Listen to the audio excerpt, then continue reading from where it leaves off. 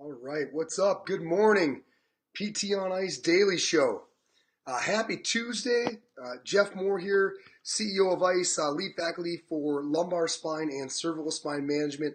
I am subbing in for Tuesday orthopedic division and wanting to talk about kind of a global concept regarding irritability that is relevant regardless of what area that you're treating, that I think sometimes gets just sort of an afterthought that needs to be more on the forefront. So we'll chat about that. First things first, huge thank you to Mayo Clinic. Had an awesome weekend there in Rochester, Minnesota, going over cervical spine management. Just a great group of clinicians in the sports med department. Love getting over to Rochester, and this weekend looking forward to MedStar. So heading out to Maryland. We'll be in Olney, Maryland this weekend, and then following that, I think we're looking at Fort Wayne and then Anchorage, Alaska. So a lot of good courses coming up. A lot of our company focusing now on the ICE sampler. Saw a lot of you guys signed up last week, so we're going to be in the southern part of Las Vegas there near Henderson. So we'll be there the first weekend of April. Those of you who are certifying, can't wait to see you the Friday before the sampler and get after that. So without further ado, irritability. Those of you who go to our courses know that we really target this metric because it makes so many of your decisions for you, yeah? So when we think about irritability, we talk about how much of somebody's aggravating factor they can tolerate before their symptoms escalate significantly, yeah? And tracking what that tolerance is. What we think is oftentimes forgot about is the backside of that, which is when you have symptoms or they do get flared up, right? What do you have to do to relieve them, and how much of that do you have to do?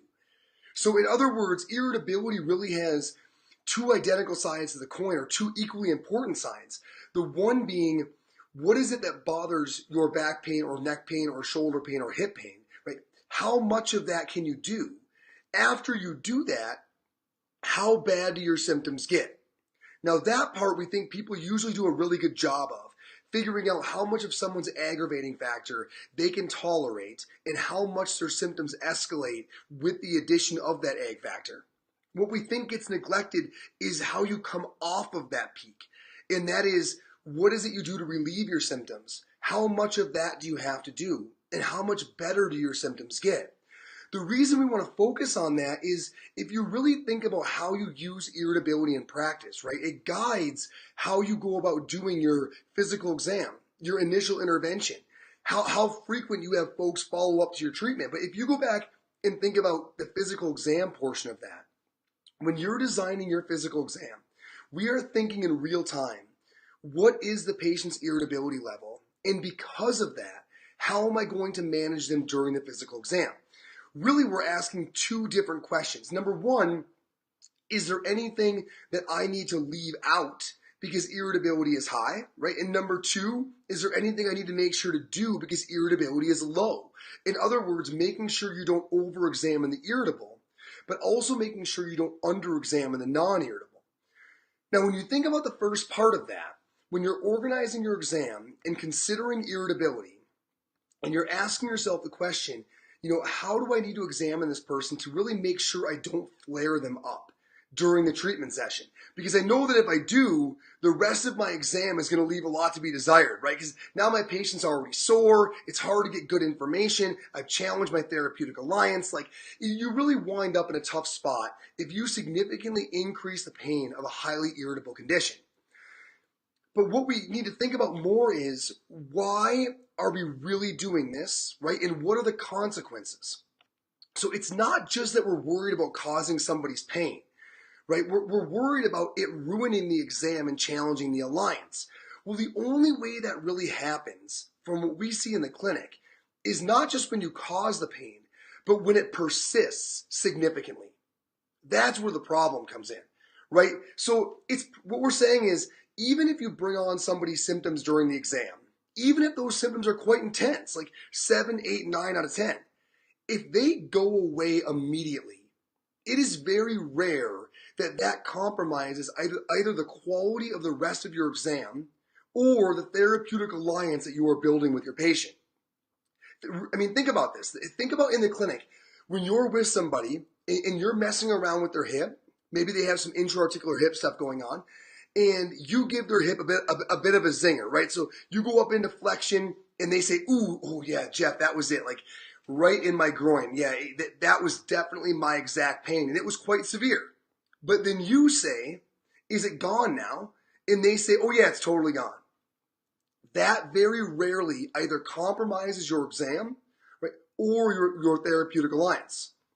In other words, what we're saying is it's not just how much you can get away with before their symptoms increase, but it's how fast they settle once they show up that maybe even matters more. Because normally your alliance and your exam is not compromised as long as things go away rapidly. So when you're asking your patients and really investigating about their irritability, make sure you're not just focusing on what brings on your pain and how bad does your pain get. Make sure you focus on what relieves your symptoms and how fast does that happen. Because if your patient says, "Yeah, man, every time I stand up, my pain goes away no matter how bad it is." So if I've been sitting for a while and I've got 8 or 9 out of 10 back or hip pain or what have you, the moment I get up, it's always gone.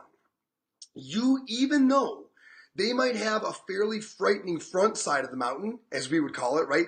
Even though they might have a small amount of time of their ag factor that escalates symptoms dramatically, if we know that we can get out of the woods the moment we get into them, because if they stand up, it's gone, you have a lot more license to explore than you expect.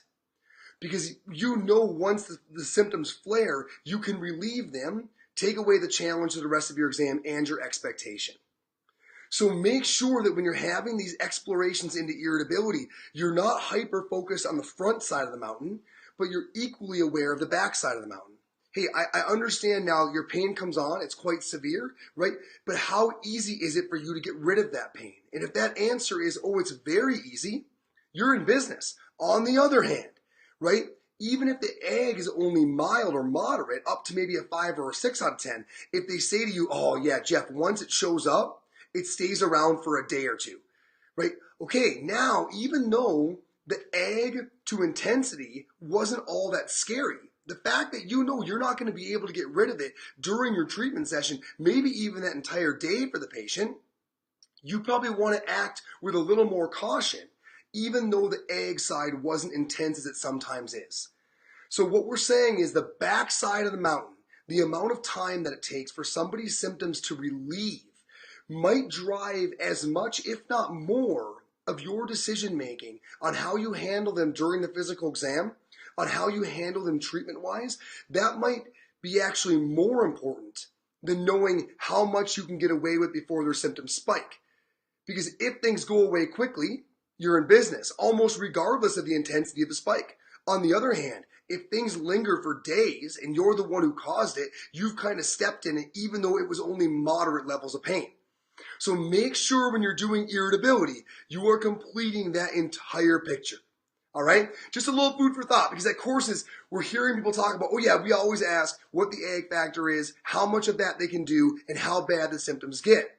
But sometimes we're neglecting, what is your ease factor? How much of that can you do? Right? And how much better do things get? And maybe it's the back side of the mountain that drives more clinical decisions than the front side of the mountain.